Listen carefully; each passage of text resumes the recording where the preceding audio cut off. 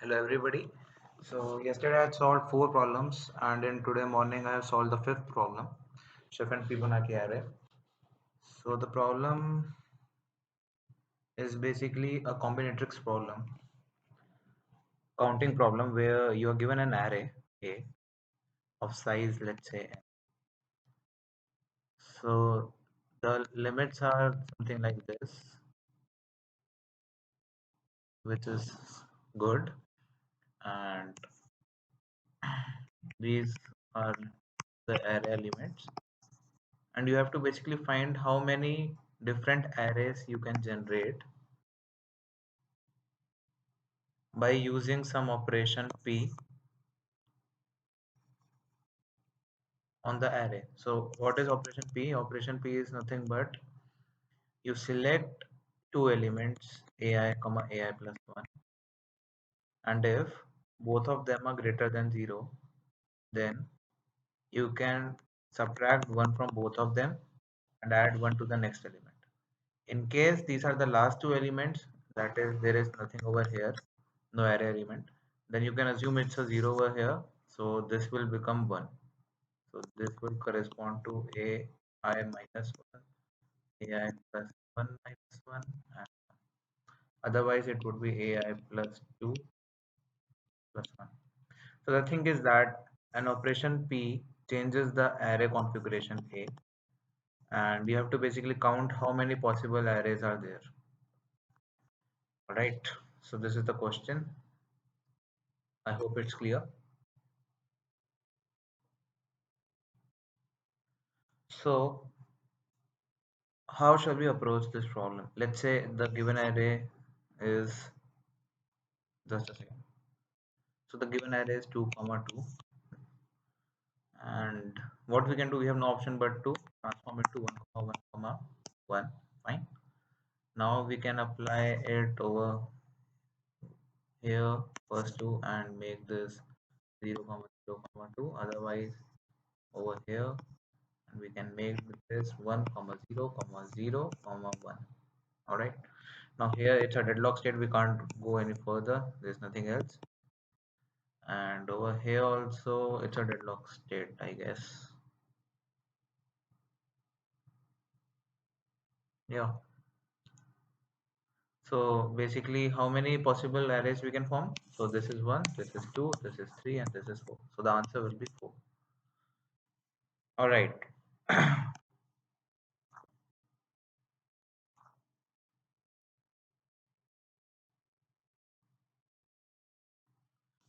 So let's say there's a function f of pos comma a1 comma a2. And what is this function? It is a function that accepts three parameters. I'm talking in terms of maths. So it's a three variable function, and let's say it represents the various number of arrays we can form when we are considering the array. So this is the array, this is some position pos, so we are considering only this part of the array. This is the array that we need to consider. We are basically finding the number of arrays that we can form when we are adding a1 over here, and on pos plus 1 we are adding a2. So basically answer will be f of 0 comma 0 comma 0 in zero based indexing, right? So we can see that we can express f in terms, we can basically build a recurrence relation of s. So when we are at position pos, just a second.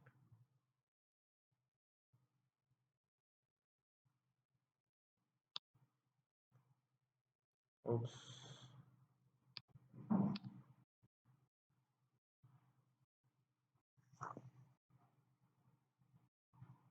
Yeah. So this is the array. We are at this position pos. This is pos plus 1. So basically the current number is a of pos plus a1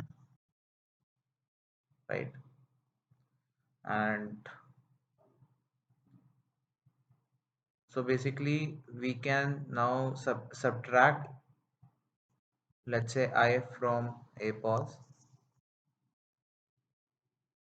So basically what I'm doing is I'm applying an operation over here. I'm subtracting I from a pos. Basically I'm applying the operation p I times. For that, so I can vary from, I can subtract nothing or I can subtract everything, right? For I equal to 0 to number, answer plus equal to f of. So now we come to the next position, which is this, and now we have to earlier we were adding a2 in it. Now we have to add a2 minus I, and over here we were not doing anything, but now we have to add I. All right, and this we have to only do when, yeah, nothing. So this will work. uh yeah,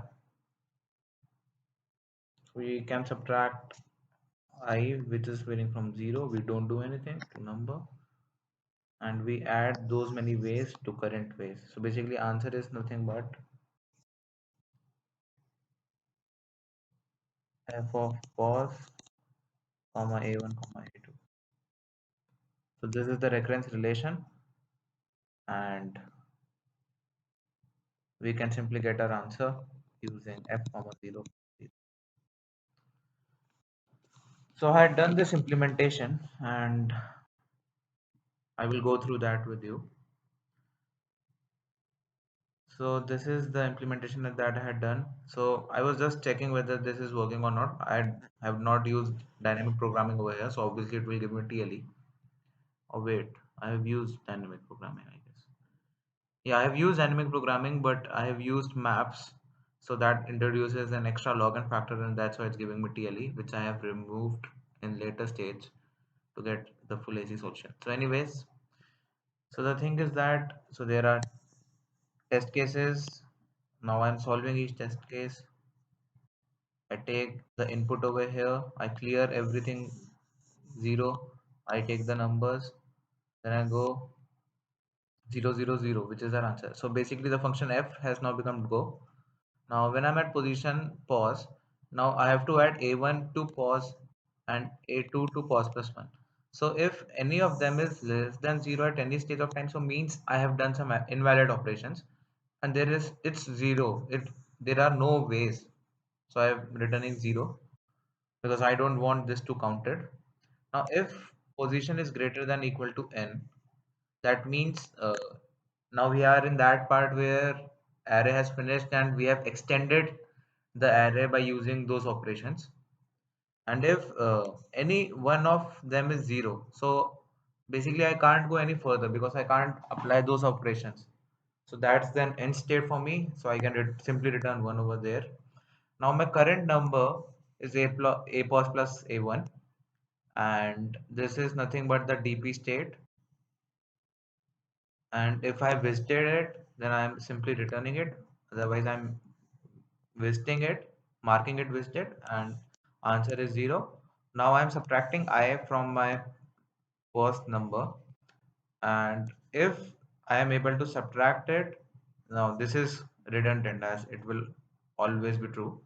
So I'm basically adding these many ways to my answer and then simply returning it.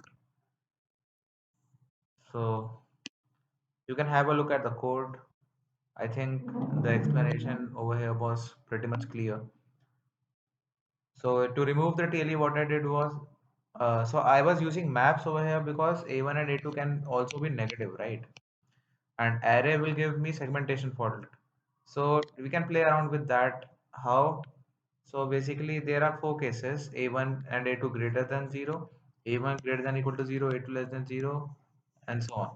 So basically I have introduced four DP states and four visited states more. And what now I'm doing is dp0 represents when both are positive. dp1 is handles the case when a1 is greater than 0 and a2 is less than 0. So I have, this is incorrect code. I don't know how it's getting accepted, but it should be like this. Yeah. So when a2 is less than 0, I'm doing minus a2. So array indexing is always positive, right?